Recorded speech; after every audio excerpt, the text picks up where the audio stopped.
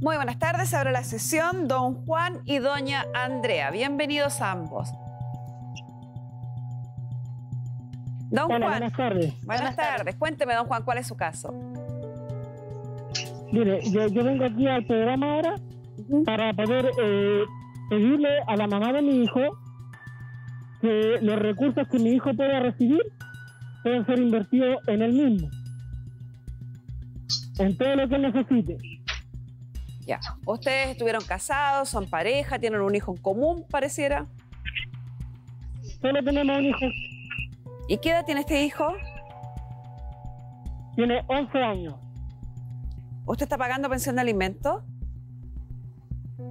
Yo estaba pagando pensión de alimentos en algún momento y dejé de pagarla porque empecé a pagarle a quienes tenían a mi hijo, que eran sus abuelos. ¿Abuelos maternos? Sí, abuelos maternos. ¿Y esto lo regularizó en el tribunal? ¿Le dijo al tribunal que le iba a pagar a los abuelos y no a la madre? No, señorita. No, porque en el momento la madre igual vivía con sus padres.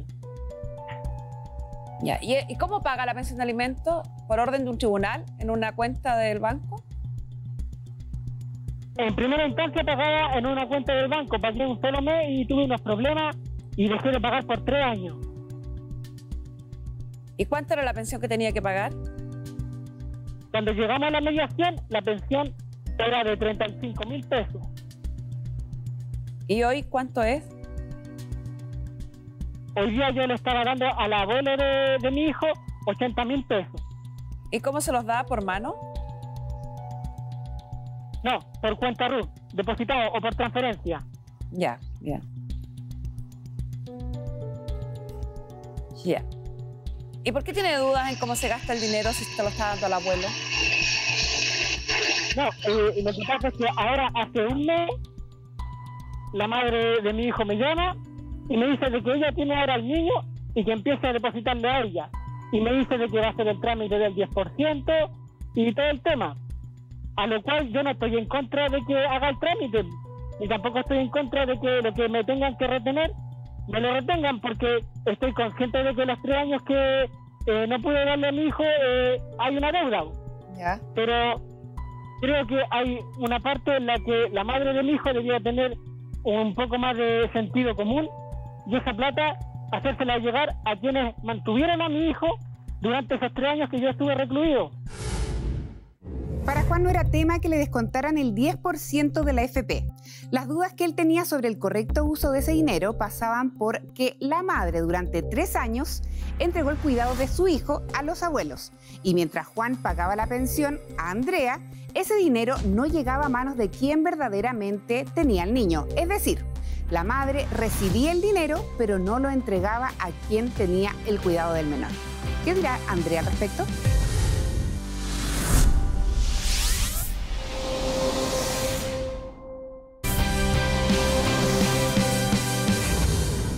Muy buenas tardes, estamos comenzando este jueves 10 de septiembre y ya estábamos viendo la historia de Juan y Andrea. Pero él asegura que siempre ha cumplido con el pago de la pensión de alimentos, a pesar de los reclamos de su mujer, pero quiere saber en qué ocupa ella el dinero. ¿Será posible que hagan estas preguntas? ¿Nos pueden controlar hasta ese punto? Veamos el caso.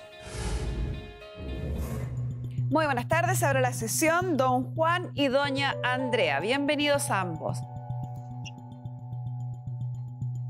Don Hola, Juan. buenas tardes. Buenas tardes. Cuénteme, don Juan, ¿cuál es su caso?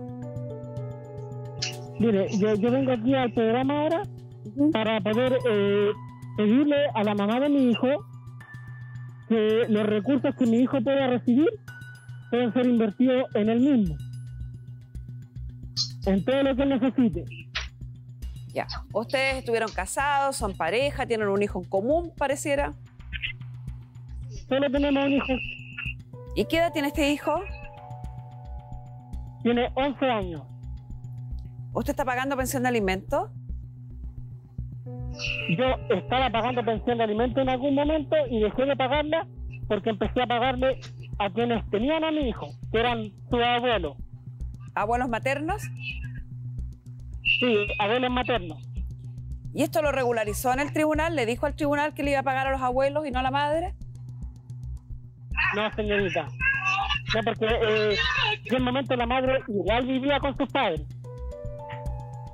Ya. ¿Y cómo paga la pensión de alimentos? ¿Por orden de un tribunal en una cuenta del banco?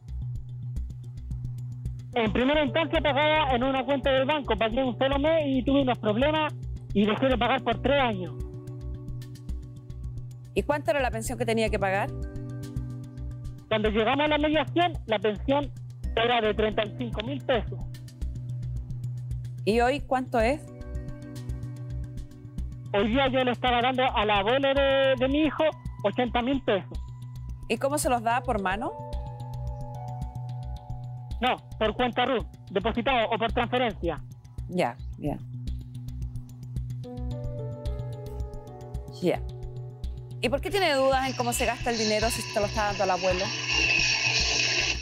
No, lo que pasa es que ahora hace un mes la madre de mi hijo me llama y me dice de que ella tiene ahora al niño y que empieza a depositarle a ella. Y me dice de que va a hacer el trámite del 10% y todo el tema. A lo cual yo no estoy en contra de que haga el trámite, y tampoco estoy en contra de que lo que me tengan que retener, me lo retengan, porque estoy consciente de que los 3 años que no pude darle a mi hijo hay una deuda. Ya. Pero creo que hay una parte en la que la madre de mi hijo debía tener un poco más de sentido común, y esa plata hacérsela llegar a quienes mantuvieron a mi hijo durante esos 3 años que yo estuve recluido. Para Juan no era tema que le descontaran el 10% de la AFP. Las dudas que él tenía sobre el correcto uso de ese dinero pasaban por que la madre durante 3 años entregó el cuidado de su hijo a los abuelos. Y mientras Juan pagaba la pensión a Andrea, ese dinero no llegaba a manos de quien verdaderamente tenía al niño. Es decir, la madre recibía el dinero, pero no lo entregaba a quien tenía el cuidado del menor. ¿Qué dirá Andrea al respecto? Yo me separé al año cuando vivía con él por violencia intrafamiliar y él le alcanzó a depositar una sola vez y de eso él se fue preso. Estuvo preso ahí en ese instante, entonces yo todo el tiempo viví con mis padres, con mis 2 papás. Sí. Y ahora, hace 4 o 5 años, el niño estaba con mi papá porque falleció mi mamá y entonces era para que mi papá no entrara en depresión, yo se lo pasé a él. Y ahora, como él estaba rebelde, yo me lo traje a vivir conmigo. Según lo que contaba Andrea, efectivamente el cuidado de su hijo lo tuvieron sus padres por 3 años. Luego se llevó al niño a vivir con ella, pero desafortunadamente su madre fallece y para evitar que a su padre le diera depresión, decide pasarle nuevamente al hijo. Y hoy, casi como de rebote, el niño vivía nuevamente con ella. Para hablar de este tema necesitábamos la opinión experta de Marisol Sagredo. Puede haber sido una alegría muy grande, sí, pero es un menor de edad y los menores de edad deben estar con los padres. Por lo tanto, ella hasta que funcionó y después lo tomó y se lo llevó a su casa. Ahora, es probable, el papá quedó viudo y tuvo que hacerse cargo solo de un niño, de un menor de edad. Es probable que también esto lo haya afecte al niño y también al padre, porque al padre de ella, digamos, al abuelo, porque en el fondo no es fácil hacerse cargo de un niño y que ahora por lo mismo el niño ya está creciendo, está siendo un preadolescente y está probando los límites y por tanto ya no está cumpliendo en el colegio, está más rebelde y ahora la mamá dijo ya, me lo llevo. Pero aquí lo importante es el niño es el que debe estar al centro. Y Carmen Gloria, yo le digo a ambos, papá y mamá, el niño debe estar en el centro. La plata debe ser para el niño, donde esté, en la casa del abuelo, en la casa de la mamá o en la casa del papá. La plata debe ser para él porque es para cumplir sus gastos básicos. Y tomarlo en consideración también en todas estas medidas que se toman, ¿no? O sea, todos estos traslados, cambios repentinos en la vida del niño. Es importante escuchar qué opina él, qué siente él. Exactamente. Bueno, yo estuve conversando con ambos padres y los dos dicen llevarse bien, etcétera, pero claramente en él hay un vacío. Murió su abuela, que hacía de imagen materna, luego salió de la casa del abuelo y ahora se fue donde la mamá, en donde, claro, quizás ahora encontró la estructura que necesitaba antes y de la que fue un poco despojado cuando la mamá se fue a vivir con otra pareja y dejó al niño con el abuelo. Ya habíamos avanzado en el tema, pero Andrea aún no contestaba la pregunta. ¿Qué pasó con el dinero de pensión que pagaba Juan y que nunca llegó a manos de los abuelos que tenían el cuidado del hijo? ¿Se la gastó o no se la gastó? Sí, solamente fue un puro mes, que lo admito, y que tuve que pagar otras deudas. Y ayer nosotros hablamos con Juan este tema, y le dije que al fin y al cabo él tenía que depositar a la cuenta de alimentos, y el centro de atención es claramente que el niño, porque él tampoco es un papá presente, que tampoco lo visita, a veces pasan 2 o 3 meses que tampoco lo viene a ver, el niño tampoco se aferra mucho a él. Él dijo que no Y había no le ido... gusta estar con él. Sí, don Juan señaló que no iba desde que se inició los procesos de cuarentena. Y que efectivamente Sí, pero esto partió en marzo. Sí, pero yo creo que eso es de antes, porque yo la última vez que vi al Juan fue en enero, para el cumpleaños del niño. Y desde ahí no lo vi más. No sé si él fue a verlo, no sé. Porque él manda la plata y él dice ya, eso es suficiente. Porque tampoco le da el cariño al niño suficiente, yo creo, porque él tiene su pareja y su pareja tiene 2 niños. Entonces el niño se aferra demasiado a otra gente, y cuando él viene a verlo, el niño como que es como que un desconocido para él, una cosa así. Efectivamente, Juan dijo que no veía a su hijo de forma constante. Sí, cuando tenía plata, porque de esa forma él podía hacerse panoramas más entretenidos con él. Pero ojo ahí, ¿será que la plata o un panorama entretenido lo es todo para formar un vínculo entre padre e hijo? Mejor escuchemos a nuestra psicóloga Marisol Sagredo. Claro, es espectacular poder llevar a tu hijo al cine o a comer a un restaurante de comida rápida. No sé, es muy rico, pero lo que tu hijo quiere no es eso. Lo que tu hijo quiere es ver al papá. Lo que tu hijo quiere es que el papá lo abrace, le diga que le echa de menos, que le cuente qué es lo que ha hecho durante la semana, que le pregunte cómo va al colegio, que le pregunte qué le gusta hacer. Eso es lo que está buscando. Entonces, el decir, no, yo espero que me paguen, no es lo que debería decir un papá que realmente está motivado y comprometido con su hijo. Porque la plata sí sirve para hacer muchas cosas, pero la plaza es gratis. Ir a la playa, ustedes están en la Ciudad Jardín, es gratis. Poder pasear y respirar aire es gratis. Él lo que quiere es verte a ti, no quiere ir a otros lugares. Él lo primero es verte a ti. Entonces es fundamental que entiendas eso. Si no tienes plata para sacarlo, se lo dices y hacen otra cosa. Y lo otro, es fundamental que para que exista una relación, esto se vuelva un hábito, una rutina. Se necesita que se vean, porque ¿cómo yo voy a tener una relación con alguien que no conozco? Y que no sé cuándo va a aparecer o cuándo no. Y que no sé si realmente le interesa o no le interesa, porque tiene otras cosas más importantes que hacer, porque por eso no me llama, porque por eso no me viene a ver. Entonces, él es un niño, él es concreto, blanco, negro. Los niños, mientras más chicos, más totalitarios son. Entonces, todavía estamos a tiempo de que te contactes con él y te comuniques con él. Lo que pasó en el pasado, ok, pasado está, pero ahora llegó el minuto en que te contactes con él y que establezcan una verdadera relación, no algo por plata.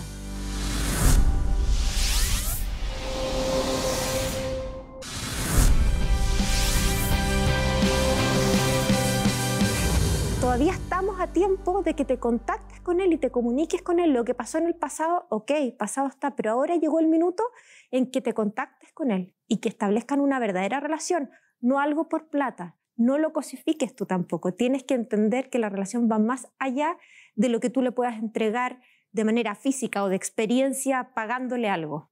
¿Sabes, Marisol? A mí me gustaría, fíjate que entrar en detalle en esta postura que tú acabas de mencionar y que don Juan también menciona, porque es bastante recurrente, es bastante común escuchar a los padres que están separados dar como justificación que no se acercan al hijo porque es que no tenía plata, es que no tenía dónde invitarlo, dónde llevarlo, como que la función del padre que no vive con el hijo fuera crearle un mundo de diversiones y entretenciones, cuando en realidad se olvida y se deja de darle el valor suficiente a lo que dices tú. Lo más importante es compartir. Entonces, si pudiéramos reafirmar eso para que todos los papás que nos están escuchando, que nos están viendo, que hoy día además están todos con el bolsillo apretado, que entiendan que no es esa la razón por la que tienen que ver a sus hijos. Exactamente. El rol del padre es entregar valores, es entregar rutinas, es entregar conocimientos, es entregar experiencias, no entregar cosas ni entregar algo que tiene que ver con dinero. Eso va a crear que los recuerdos y las vivencias importantes que van a forjar la identidad de cada uno de los niños. Por tanto, también suele pasar que es muy negativo cuando hay papás separados y nos dicen, no, pues que la mamá es la que pone las reglas, los límites, las tareas, el orden, y el papá sale, se los lleva a jugar, lo pasan súper bien y vuelven, entonces la mamá es la mala, el papá es el malo. Puede ser viceversa, estoy poniendo un ejemplo. Pero en el fondo los dos padres tienen que cumplir los dos roles, sacarlo, pasarlo bien y al mismo tiempo poner normas y límites y hacerles entender que la vida no es fácil y que no siempre se va a poder salir y que no siempre lo van a poder pasar bien yendo a comer algo rico y que con esas pequeñas cosas uno es resiliente y lo puede pasar bien igual. Incluso puede sumar, me imagino, a la complicidad con el hijo, decirle, oye, sé que estoy apretado de plata, vamos a la plaza nomás porque no tengo para llevarte al cine o no tengo plata para tener un panorama más entretenido. Yo soy partidaria de que eso se puede conversar con los niños. Y además se desarrollan competencias, como decimos nosotros. Es, por ejemplo, tolerancia a la frustración. Enseñarle que no siempre se va a poder. Por ejemplo, paciencia. Pucha, este fin de semana no, quizás en 2 más sí. Y eso es muy necesario. Los niños de hoy casi no han desarrollado la paciencia. Apretan un botón y tienen el programa en el capítulo en donde quedaron mirando lo que ellos querían. Tolerancia a la frustración. Les pasa algo, se caen al suelo y son incapaces de levantarse. Eso es enseñarles. Eso es educar a un hijo. Eso es tener un hijo. Y eso es lo que yo te pido, Juan, que tú hagas con él. El poder entregarle algo más, sí es un valor agregado, pero no lo es todo. Qué buenos que son los consejos de nuestros expertos. Queda todo súper claro.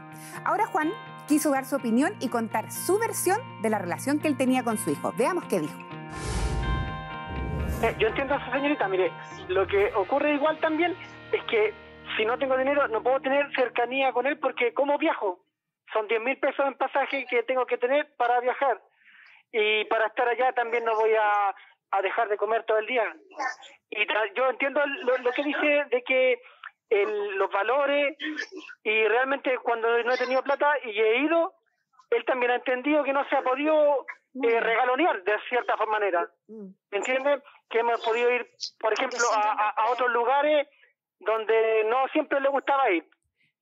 Hoy toda esta tecnología ayuda también a tener una relación más directa con los hijos. Yo entiendo que si uno está en un apremio económico, por supuesto que no va a tener 20.000 pesos o 30.000 pesos para gastarse en un viaje, pero también ayuda a la rutina, a estar en contacto continuamente con él, ya sea a través de una llamada, videollamada. Eso también va ayudando. ¿No le gusta la videollamada? Bueno, llamada entonces.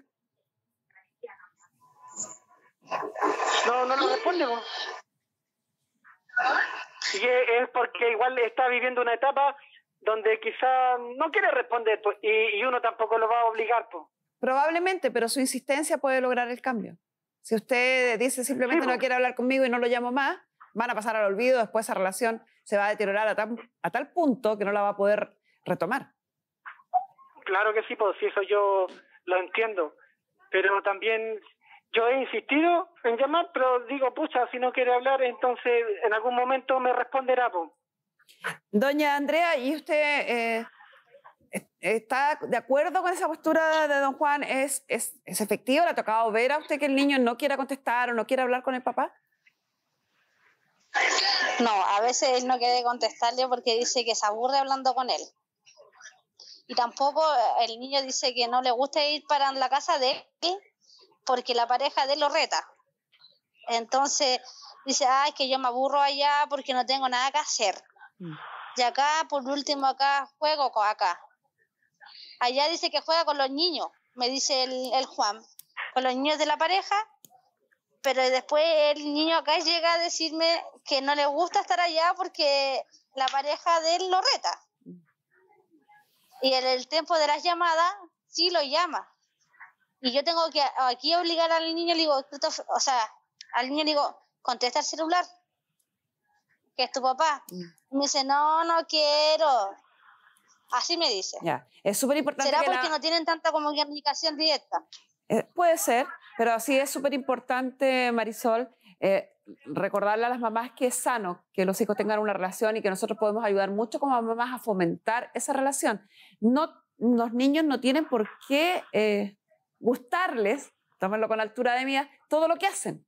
Porque si fuera bajo ese principio, nunca comerían a lo mejor legumbres algunos, o nunca irían al colegio, o nunca se levantarían temprano. No todo lo que hacen los niños tiene que necesariamente gustarles. Hay cosas que tienen que hacer porque las tienen que hacer. Pues son hábitos que tienen que adquirir. Hay otro punto que toca ahí, doña Andrea, que lo quiero tratar con alto cuidado porque yo sé que nosotros las mamás, todas, yo también, que una tercera persona venga a darle instrucciones al hijo, a uno le eriza los pelos inmediatamente. Pero a veces es bueno. Y a veces demuestra preocupación, cariño y empatía. Entonces, habría a lo mejor que ahí escudriñar de qué es el reto, porque si a lo mejor dice, me retan, ¿por qué? Porque tiré los zapatos, no sé, o porque me subí arriba de la mesa, bueno, está bien que te corrijan, eso no se hace, y de qué forma fue el reto también. Pero, ¿a qué voy? Y sé que esto es difícil de digerir, pero a veces las nuevas parejas del papá o de la mamá, con la mejor de las intenciones también, y por cariño, se toman estas atribuciones. Y lo hacen en muchas ocasiones, tengo que decir en muchas, porque es cierto, lo hacen intentando lograr una relación con el niño, porque si no, ¿cómo se relacionan? Y ahí es importante la comunicación de los papás, que los papás cuenten, mira, pasó esto y en realidad nosotros lo retamos, pero en realidad pensamos que es por esta razón, ya lo voy a tener en cuenta, gracias por contarme, para saber en qué está mi hijo cuando no está conmigo y quién le está dando instrucciones y cómo se las está dando para que sean iguales en las dos casas, para que no exista por un lado más libertades o más restricciones en otro lado, para que todo sea igualitario. Entonces ahí yo creo que tienen que ponerse de acuerdo y conversar. ¡Qué buen tema! Yo creo que todos hemos escuchado eso de que la nueva pareja, ya sea del padre o la madre, reta a mi hijo. Y claro, la clave está en el por qué y en el cómo. Y es esencial que los padres puedan ponerse de acuerdo, en los lineamientos al menos, de cómo quieren educar ahora a su hijo. Pasemos al tema legal. ¿Qué pasará con el 10%? Hoy su hijo, según la propia declaración de don Juan y reafirmado por doña Andrea, está viviendo con la madre. Por lo tanto, la madre es la titular de la pensión de alimento. Hay una deuda por pensión de alimento de 3 años que don Juan reconoce.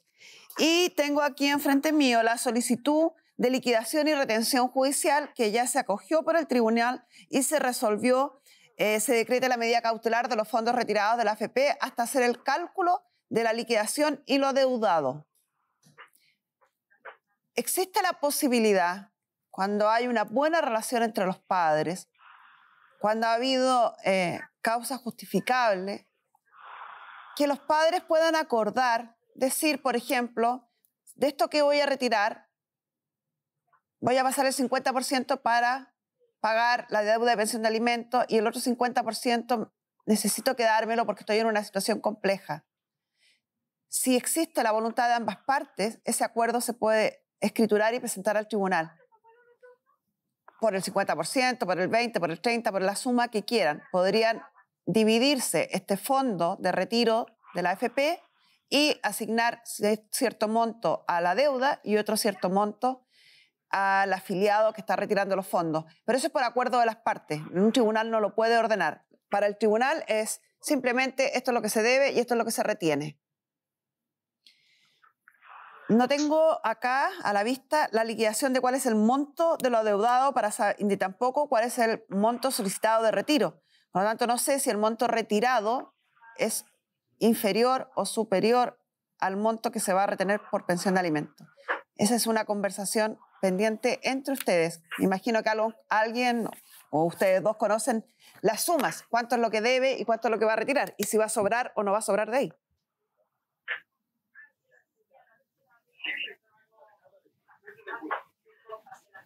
Doña Andrea, don Juan, ¿conocen el monto de la deuda? No, yo no, yo desconozco el monto. La suma total de alimentos ¿Sí? son como 4 millones y tanto, la suma total. Pero él como ha depositado a la cuenta de mi papá, estos 4 o 5 años, la deuda baja. ¿Y a cuánto bajará? pero yo creo que debe estar como en 2,5 millones. O sea, le van a retener el 100% de lo que él vaya a retirar de la AFP. No sé cómo es ese trámite. ¿Y usted estaría No le sabré decir.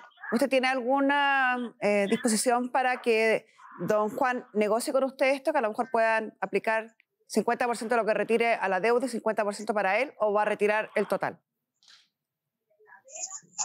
No, el 50% igual tiene su familia. Qué bueno cuando pasan estas cosas. Aquí el sentido común y la empatía pudieron más que sus diferencias y rencillas del pasado.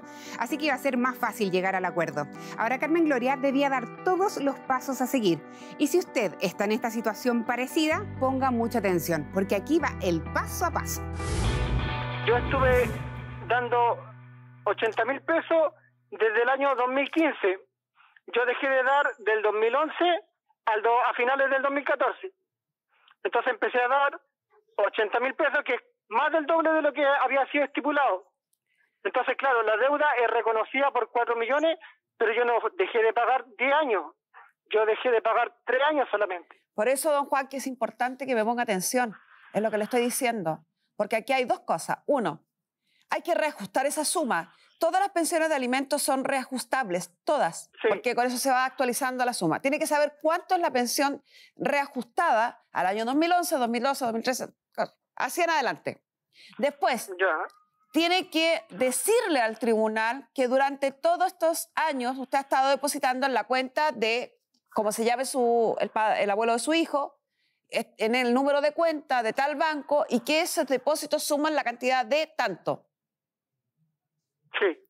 Con eso el tribunal de esta deuda que le va a aparecer va a rebajar. Va a decir, bueno, aquí debiera haber habido tanto y en realidad se pagó tanto. Va a quedar un saldo a favor suyo o a favor de doña Andrea. Y ese saldo es por el que van a realizar la retención. Si usted no le da esta información al tribunal, para el tribunal simplemente este depósito en la cuenta que ordenó abrir el tribunal va a estar en cero y le va a cobrar el total. Por eso ¿Cómo hago eso? ¿Tengo que viajar a Viña? No, se puede hacer vía online, tiene que sí tener un abogado que lo represente para que lo asesore con estos trámites porque son un poquito complejos. Ya. Pero quiero con el acuerdo con ella, ese sí tengo que viajar a Viña. Sí, va a tener que viajar porque hay que firmar ante notario. Pero antes de llegar a hacer este acuerdo, tiene que tener un abogado que le ayude con la redacción de este acuerdo, porque en ese acuerdo tiene que establecerse cuál es la deuda. Tiene que reconocerse los pagos hechos en la cuenta del suegro o de su ex suegro. Y tiene que reconocerse o declararse por doña Andrea que él solo va a retener de lo que sea deuda el 50%. Ya. ¿Ya? ¿Estamos claritos? Sí. Listo, cerramos la sesión entonces.